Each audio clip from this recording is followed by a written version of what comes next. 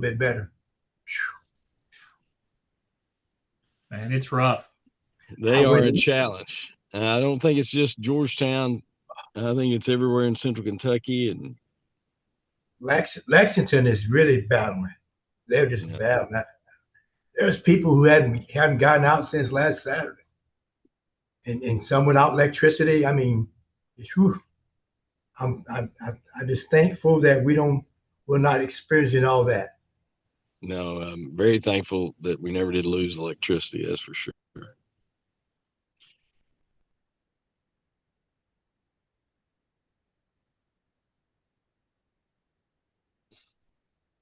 Well, do we need to text him or anything?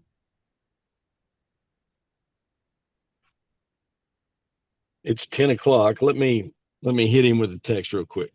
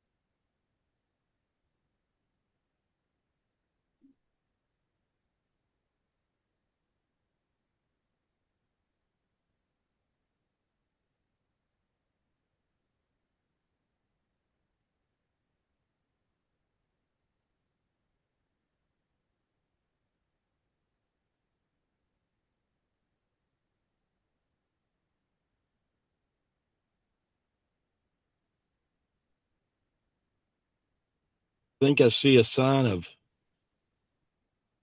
Mr. Parker.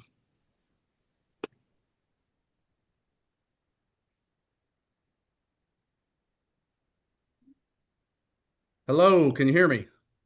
Yes, Mr. sir. Parker, we've got you loud and clear. My apologies. Sorry. People think just because it's a snow day that there isn't anything going on, and actually those days are oftentimes busier than a regular day. Understand completely. We understand. We did not talk about you at all. So. I will see what the recording tells me later. Well, with that said, we will call our Georgetown Scott County Revenue Commission monthly meeting for Wednesday, January 28th, 2026 to order. I'll call the roll. Mayor Jenkins.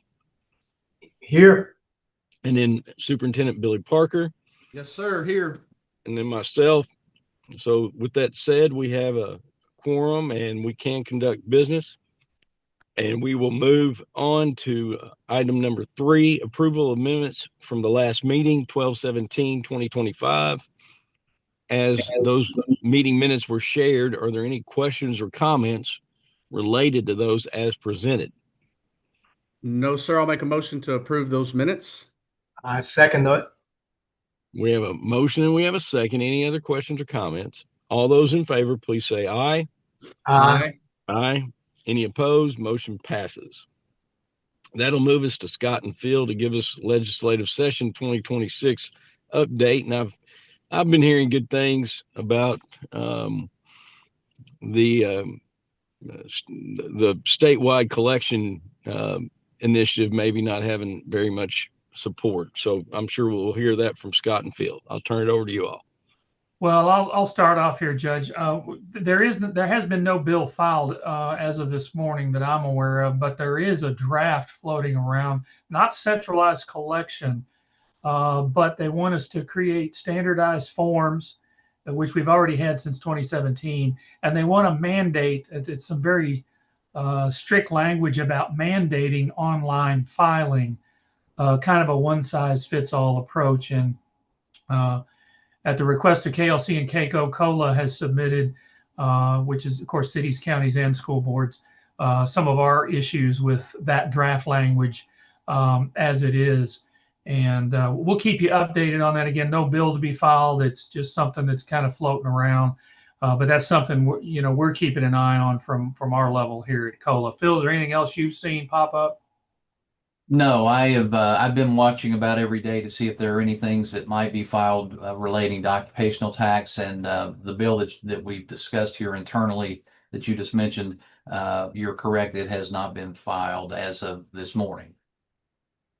Very good. That's good Gentlemen, news. there's a bill. It does not pertain to Scott County, but I just for awareness, in case you weren't aware, there is a bill essentially targeting some of the actions taken by Fayette County Public Schools last year. Yes. And there's language to, between 300 and 500,000, so it doesn't impact us, but it is one. Sometimes my worries are, if you've got language for a bill and all it takes is tweaking of some numbers to encapsulate other municipalities into it, it's always a little bit something I like to have awareness of. So just making sure that was on your all's radar to just take a look at. Yes, sir. I've been watching that one, and I've got it on my bill watch list to keep my eyes on as well. But Mr. Parker, I do not disagree with you and I'm glad we've got people watching it because it's something to keep an eye on. Especially in a budget session year, typically the budget sucks a lot of the oxygen out of the room, but that also presents opportunities for shell bills where maybe things that don't have a lot of support could get slid into another bill at the 11th hour. So we're very keen on keeping an eye on those kinds of things as well, because they've happened in the past. Yeah, the Yes, tenor of this session for education seems to be, doesn't look like there's at this time anything beyond what we had previously had, with an added shift towards moving things that had previously been responsible for being paid by the state or other entities being shifted to us, as well as also finding ways to limit our abilities to generate revenue through taxation as well. So anyway. Well, anything else, Scott and Phil, on that? No, sir, Judge, I don't have any. Phil, no. All right. Thank you all. That'll lead us down to 5, and I'll turn it back over to you, Scott. Okay, we have 2 penalty and interest abatement requests this month. One is an approval, one is a denial. We'll start with taxpayer A here. They're requesting an abatement of $107.80 in late filing penalties and interest for net profit tax year 24. The taxpayer's written narrative states that the reason for the delinquency is that the taxpayer mailed the tax return and check for payment in a timely manner, but the USPS lost the mail. Taxpayers provided both USPS and check documentation showing that the payment and tax return were in fact mailed in a timely manner. All tax liability has been paid. So per our policy, this does establish reasonable cause for abatement, and staff recommendation is to approve that. You can see that $75 in penalties, $32.80 in interest, the city's portion, the county's portion, and the school's portion. So our recommendation is to approve this one. Any questions or comments related to that recommendation? No, sir. I would be in favor of providing a motion to approve that. Motion. Second. Any other questions? All those in favor, please say aye. Aye. Any in opposition? That motion passes, and we will move forward to the second one. Yes, taxpayer B here. A little more text there than I'm showing. There we go. Taxpayers requesting abatement of $401.63 in payroll tax penalties and interest for tax years 23 and 24. The taxpayer checked the box on the form indicating unavoidable absence as the reasonable cause for the delinquency. However, the written narrative provided makes no mention of an unavoidable absence. Instead, the taxpayer mentions no knowledge of school board tax, poor training, lack of proper programming within their tax software, and a litany of other internal failures in their organization that are all well within their control.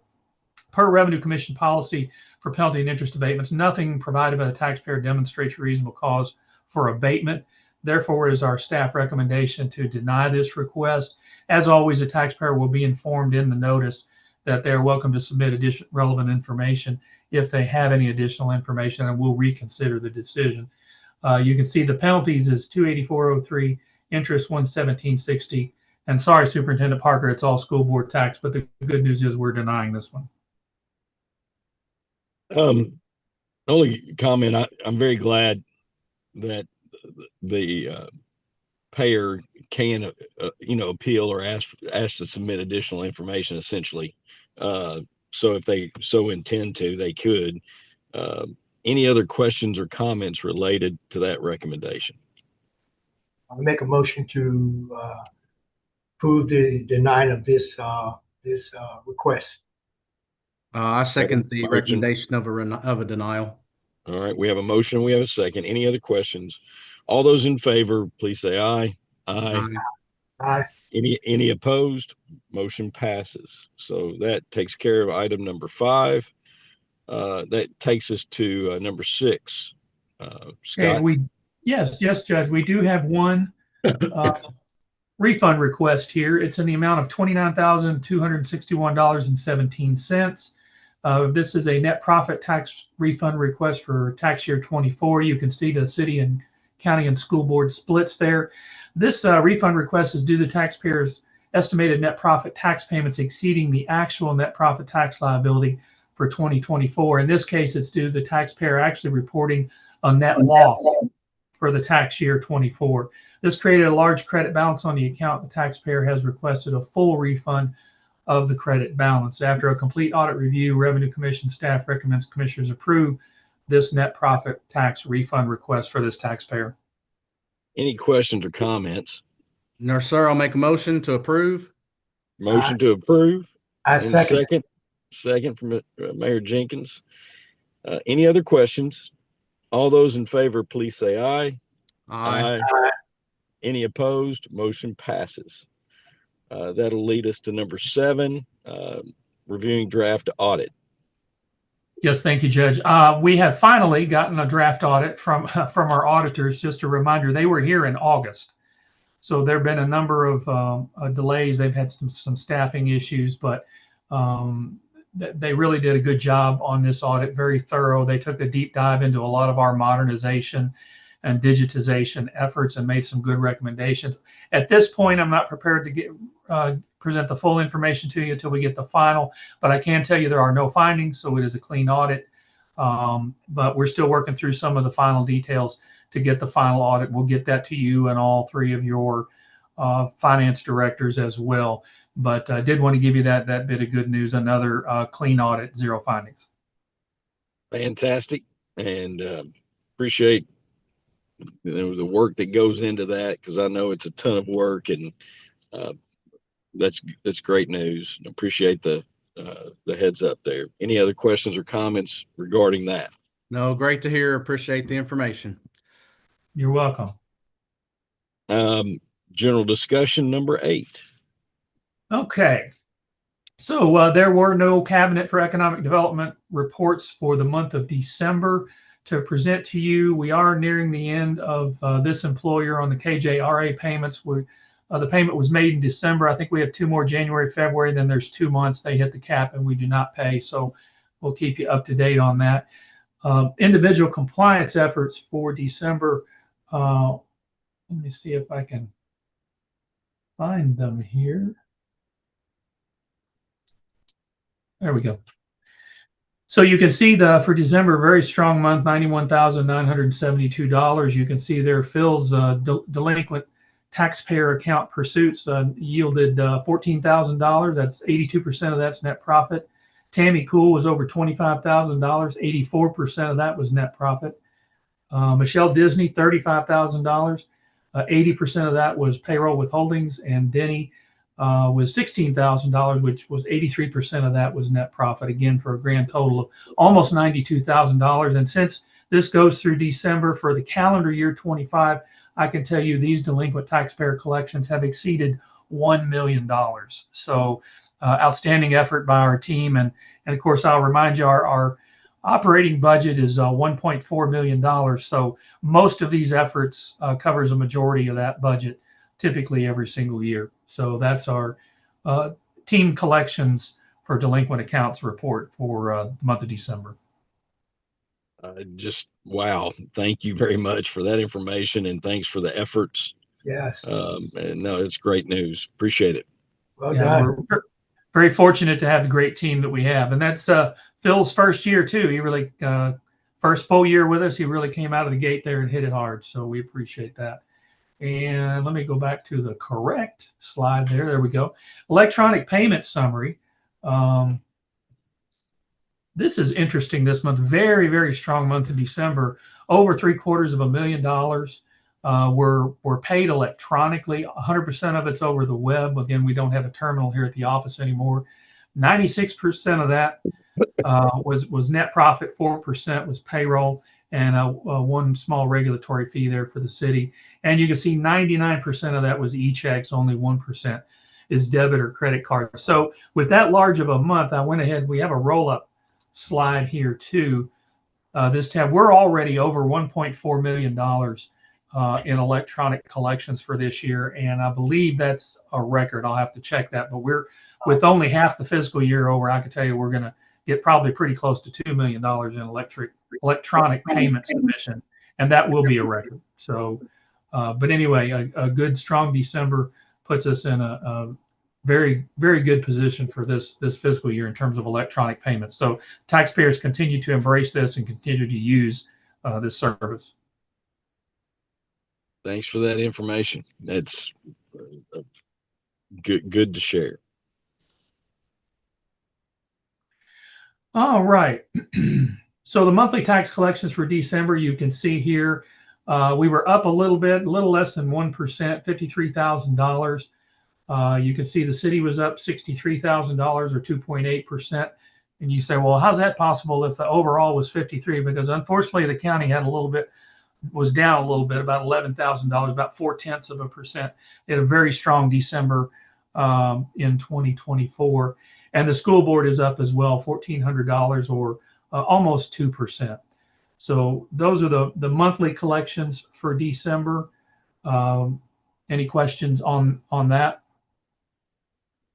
Nope, nothing here. None Okay, for then me. we'll move on to the quarterly.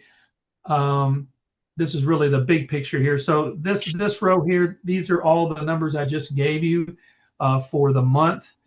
And since we're halfway through this fiscal year, that ends the second quarter of this fiscal year, we are in terms of aggregate collections up $1.4 million compared to last year. For the city, that's an increase of $619,000 over where we were at this time last year. The county, let's call that $667,000 in increase in aggregate collections compared to where we were this time last year. And for the school board for the quarter, it's $190,000. So a good strong quarter for the second quarter of this fiscal year.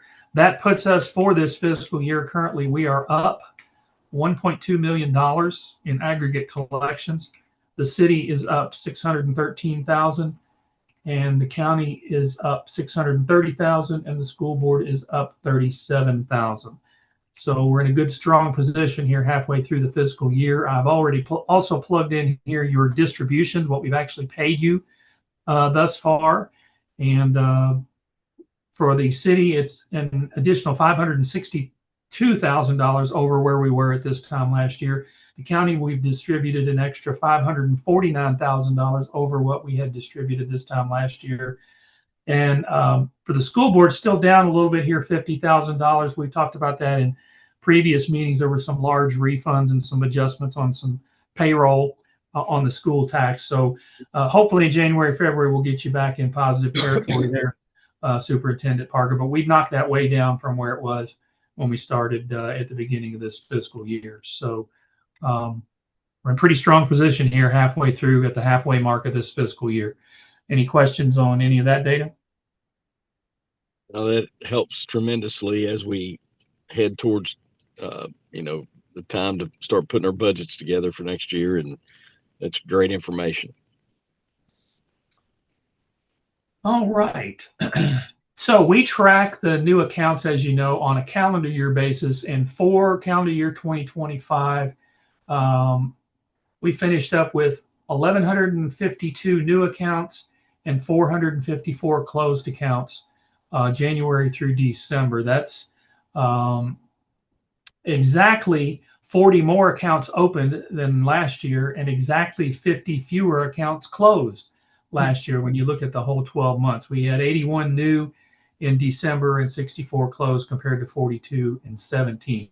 So where that puts us for the calendar year of 2025 is another 5th consecutive year of over 1,000 new accounts every year. And this is the third year in the last 5 years, we're over 1,100.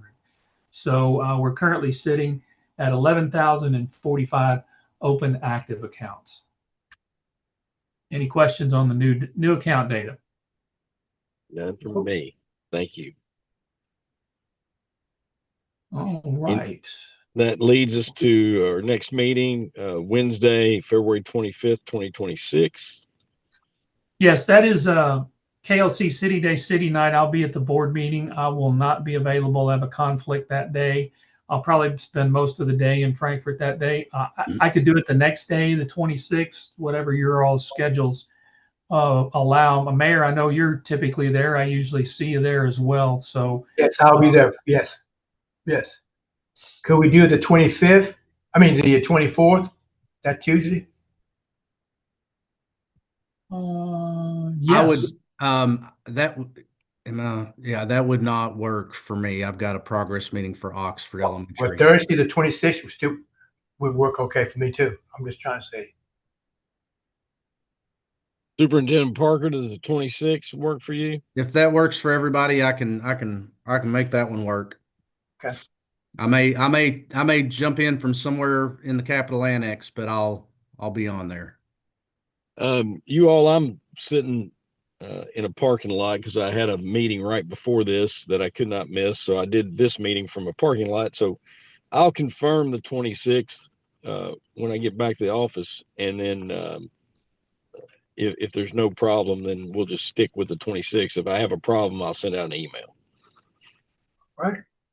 Okay. Well, I'll wait to hear from you, Judge, and we'll prepare for a special call meeting next month, and I'll adjust the calendar invite dates for everybody as well. Okay. No, that sounds good, and I appreciate all the information. And it's a challenging time of year, and I appreciate everybody's work. So, any other questions or comments? Hey, Scott, would it be possible after the meeting to just close down the recording so I can just talk to you? I don't care if anybody on your staff stays on. I just wanted to share something with Joe, Pat, and Bernie and make sure they were aware of some legislation that might impact us all. Zach, can you stop the streaming once we adjourn and let them stay on? Yep. Give me about 30 seconds after you adjourn, and I'll let you know when we're clear. All right. So, is there a motion to adjourn? Motion made. I'll second that. So we have a motion and a second. All those in favor, please say aye. Aye. We are adjourned officially.